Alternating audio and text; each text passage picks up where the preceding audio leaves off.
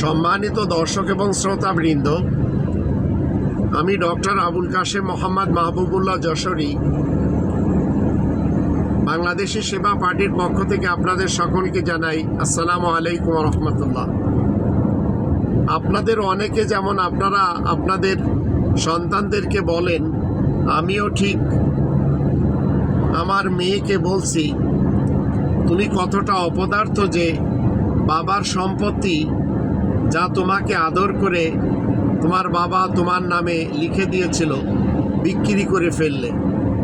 বাবার সম্পত্তি বেচে সংসার চালানো আর দেশের সম্পত্তি বিক্রি করে দেশ চালানো সুপার অপদার্থ যারা, তাদেরই কাজ হয়। যে স্ত্রীরা স্বামীদের সম্পত্তি বিক্রি করে